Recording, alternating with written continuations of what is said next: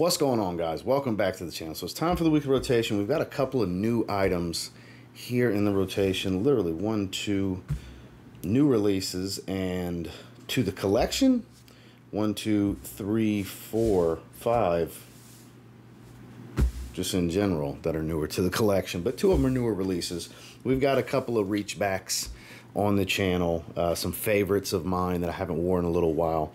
Just some serious fresh compliment getters. I did get a few compliments this week. Not every single fragrance got a compliment everywhere I went, but a few of them did.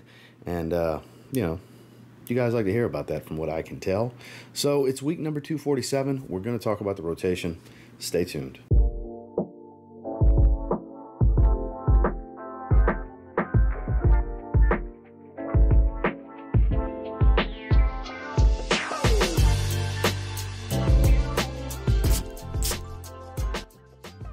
Starting off on Sunday was travel day back from Louisiana. I had just finished drafting my auction draft the day before, which was a great time.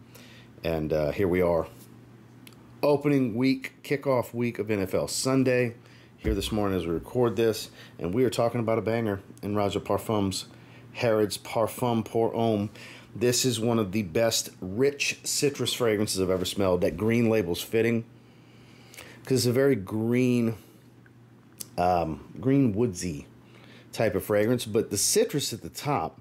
Now, I don't know the exact concentration of this. It's claimed to be a parfum, and I don't know how far over 25% it is, because I'm pretty confident it is because it's so thick. But this is one of the richest citrus fragrances I've ever smelled. I mean, it is dense for being citrus, almost like a syrupy-like thickness of juicy citrus, lemons, oranges, things of that nature. Just, my God, is this good. This stuff is super expensive, though. 100% sample first. Even from discounters, this is a few $100s. But man, what a beautiful experience this fragrance is. Every time I revisit it, I have an olfactive blast wearing this because it radiates off the skin. I don't go nose blind to it. Yay for me. So I get to enjoy it the entire time. This is definitely one of the better fragrances I've smelled from Roja Parfums, and Roja Dove's got a ton of great smelling fragrances. This one, though, you don't really hear about this one too much. And again, when it comes to citrus, it makes for a unique citrus experience compared to the rest of my collection because it's just so thick for being based around citrus. Beautiful stuff during the day. Didn't wear anything out the shower. Roja Parfums' Harrods Parfum Pour Homme. Now, moving into Monday is the brand new release of Versace Aventus Cologne. I mean, Versace Eros Energy. This is my decant that my friend Miss Heather decanted for me. I've already, you know, knocked a little bit, like 1 ml out of it so far. I will get a bottle when it rolls around to the discounters. I don't want to pay retail for it. It does remind me of very much in the vein of Aventus Cologne. I've seen a lot of people mention Dry Down to Mont Blanc Explorer. Sure, I don't think it's as synthetic smelling as Explorer, but I get the relation with the profile itself. Basically, it's in the vein of Aventus's style. Not one-to-one with Aventus, not one-to-one with Aventus Cologne, not one-to-one with Explorer, not one-to-one with any of them. But walks the path, you know, no two ways about it. It's done to death. This is Versace's take on it. The bottle is gorgeous. That Medusa head bottle with the, you know, the yellow glass this time around. It looks great. Like I said, I will have it at some point. It is a very good fragrance. It's just, you know, super redundant. It's going to be redundant in your collection. You're bound to have an Aventus clone or Aventus or something along the lines that smells similar to it, but it is much more citrus forward than pretty much all of the things that smell like Aventus. That's why I relate it more to the cologne flanker, because it's not all smoky and stuff like that. You do have a little bit of black currant, some pink pepper, things of this nature to tie it more to the cologne flanker. But it smells great. You know, slightly above average in longevity. I've been clocking it around 7 hours on my skin with the bit of testing I've been doing. Call it 6 to 8 hours in longevity. Not too shabby. Again, as soon as I can get it for, you know, somewhat of a discounted price from one of the discounters I shop with online on a regular basis, I'll buy a bottle. You know, it's not bad at all. And better than not bad. It smells great. I could see people really enjoying this one. I can see this pulling compliments for people. It's just, you know, if you've established a decent collection, you got stuff that smells like this. During the day, Versace Eros. And then when I got out the shower, it was time for a good shave. And this has been a guilty pleasure out the shower lately for on shaving nights, which I need to shave today. and I might do this again tonight. Signature Citrine from Zaharoff. This is the splash. Use the shave soap, the aftershave splash, and then instead of spraying the fragrance, I use this grooming balm, which is a lotion that is a reworked formula that brings more of the green out from Citrine. A little dab of my middle finger in this covers the entire one side of chest, collarbone area, neck, shoulder, the whole nine, just from dabbing my middle finger in there just a little bit. Do the other side, same thing, and it radiates off the skin. Really, really makes your skin feel soft and smooth. Great after a shave, because spoiler alert, all this gets shaved. So just like I would with my neck and my head and everything, got to have a little bit of post-shave care with certain areas on the skin. And man, this does the trick. You can get this on the Citrine page where the fragrance is on the Zaharoff website. I can't encourage you enough to get a product that's not a fragrance from Zaharoff more than this. One, it smells incredible and it's crazy strong. You don't even need to spray the fragrance. This stuff screams off the skin for a few hours. Really, like 2 hours solid. This stuff like radiates off the skin. Still get the beautiful citrus, the clementine, the sweet orange, but a lot more of the fresh green out of this. This is just such a great product. I can't stress enough. Out the shower, and probably later tonight as well. Signature Citrine. Moving into Tuesday. Now, just a heads up. I always look at it, what was the best smelling day of the week? You know, I don't always say it in the rotation videos, but there's always that one day that I would dub, yeah, that was my best day. As far as a 1-2 punch, this was the best day of the week on Tuesday. So we started things with Creed's Viking Cologne. Beautiful citrus, fresh greens and spice, a green, spicy, aromatic fragrance. So good, it really is. Costco ran a sale recently on Creed's. I was able to scoop this up and original vetiver after taxes, out the door, shipped to me for $309.21. Needless to say, yeah, I jumped on grabbing a couple of Creed fragrances that were on the want list that I just haven't gotten around to. And yeah, this is good. Now, I do think Viking is a little bit better.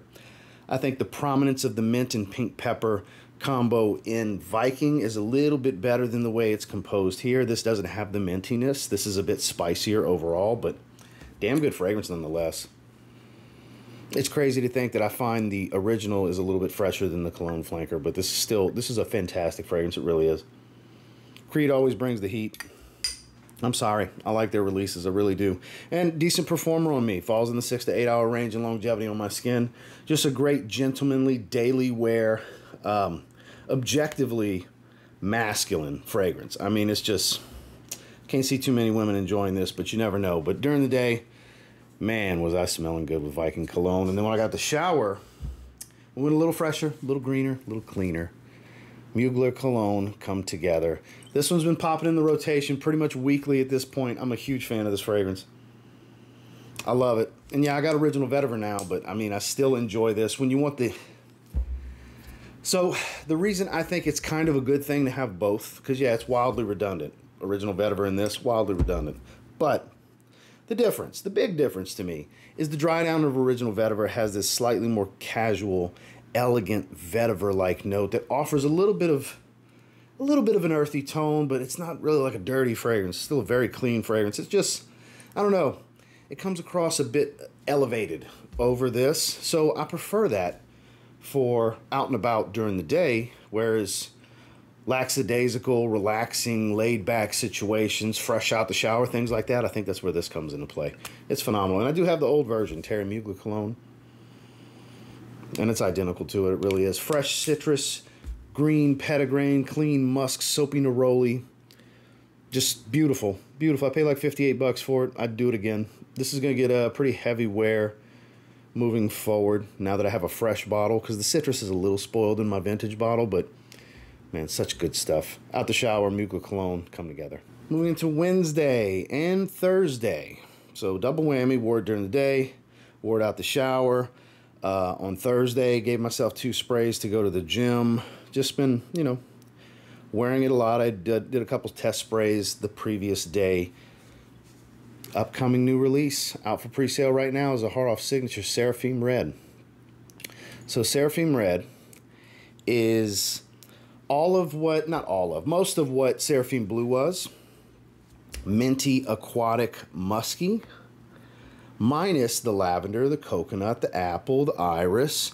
Take that stuff away. Now let's add a beautiful, vibrant pink pepper note, a pine needle, pine green smell, this alpine pine or whatever. I forgot it's called. It gives this pine needles type of smell.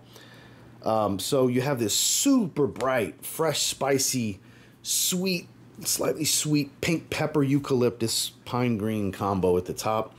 And in the heart, there's some florals that I actually don't get. Lang Lang, and I forgot what the other floral is. But I still get the sea notes, that salted sea breeze, because you still have the red seaweed, the red kelp, and the sea notes accord. And it's not over the top aquatic, but it's the same level of aquatic as what Seraphim Blue was, for those of you that have Seraphim Blue. You got that sea mist in the air, kind of salty aquatic smell. And the biggest difference here is when it dries down, you have amber and vetiver with sandalwood that gives you this warm, woody facet as it dries down, which makes it a little bit more evening appropriate versus Seraphim Blue. This is still a great everyday wear, but I think this works better in the evenings and more seasons outside of the summer, spring and summer, than Seraphim Blue, because Seraphim Blue is just so fresh, and this maintains a lot of the freshness, but there's also warmer, denser elements to it that come alive in the base. I think a lot more people are going to enjoy this than Seraphim Blue, unless you were like me and you're like, Seraphim Blue is like the perfect fragrance. For me, Seraphim Blue is. I think this is going to be even more well received for a lot of people. So if you want to, there's samples available down below. Everything starts shipping on Tuesday, the recording of this. That's in 2 days. Pre-sale is still going today and tomorrow. Ends tomorrow at midnight at the recording of and releasing of this video. So links down below if you're interested. I would encourage at least giving it a sample. If you are indeed interested, you can get samples down below. But during the day, out the shower, to the gym, Wednesday and Thursday, Zaharoff Signature Seraphim Red. Moving into Friday, we kept it nice and fresh. Now, these are the two that I was talking about were some serious reach backs in the collection. One, much more of a reach back, but I haven't worn this in a little while. When picking my fragrance, I was like, what's something fresh that I haven't grabbed in a while? It was a rainy day, wasn't going out and about. Decided to go with Brioni EDP Eclat. Big fan of this one. Have been since I got it, like, I don't know, 2 years at this point? Year and a half, 2 years? I don't know, something like that. Juicy, grapefruit, smoky, olibanum, sweet heat hits of pink pepper. You have ambroxan and musk that give this fresh, semi-synthetic cleanliness to it. Just a beautiful fragrance. I'm such a fan. I really am. So in my Scent of the Day post from this, my shorts video, somebody put in the comments, you lost me at synthetic. Spoiler alert, sir. Even stuff like this, that's, you know, probably 10 times or more expensive, that smells extremely expensive. It smells of luxury even. Still loaded with synthetics, just high quality synthetics. There's some naturals in here too, don't get me wrong. But just, this is an expensive fragrance I have handy to use for an example. A lot of your beloved niche fragrances that you wouldn't deem synthetic, they're still loaded with synthetics. They're just better quality synthetics than stuff like this. So don't let the word synthetic scare you off of potentially a really good experience. Try the fragrance. Try the fragrance. Sometimes we really, I know I'm guilty of it, we misuse the term synthetic because almost all of them are synthetic. Very few are 100% natural. It's so rare. I mean, the rarest of things in perfumery. You just got to get one note pure oil that's a natural oil, basically, to get something that's completely natural. So what I mean is a more unnatural chemical smell when I say synthetic smelling. I don't want to have to be wordy and define it every time like I am right now, but just to give you some clarity, sir, if you happen to see this, that's what I meant by synthetic. And spoiler, all of these, Creeds, Roja Parfum, name your favorite niche fragrance. They have synthetics in it, my man. They're just better quality. But as far as a more unnatural chemical smelling fragrance, this is a really good smelling one that you can get away with day to day. That's going to run you around $60. And it's pretty hard to beat. During the day, Brioni EDP Eclat. When I got out the shower, one of my favorite out the shower fragrances of all time, Nautica Classic. Been a little while, you know. I've been leaving it on the desk near the rotation so it can make its way in and out, and it did it this week. Nostalgia pick. Nothing special, never really has been. It's a shell of its former self. I have a vintage bottle. I've had many original bottles in the past when it wasn't a vintage bottle, when it was just what was on the market. And saltwater aquatic, nothing special, shower gel fragrance. The old batches had more florals and woods going for it, but like I said, shell of what it used to be, but still for like 12 bucks, I'll always have a bottle somewhere in the rotation at some point. Not the Shower Nautica Classic. And finally, on Saturday, you can see the bottle sticking up. So, one of Fragrance Buy's most recent sales, they had some door crashers. They do the door crasher thing a lot. And they had Ralph Lauren Polo Red EDT, 4.2 ounce for like 34 something. Let's call it $35. And I was like, well, there's my sign to finally get a bottle. Because I have a large 10 ml of old batches that's really, really powdery and strong. And I've been meaning to get a bottle. I love Polo Red, especially the Intense and the Eau de Parfum. And it was nice to wear this. This was such a random choice for Saturday.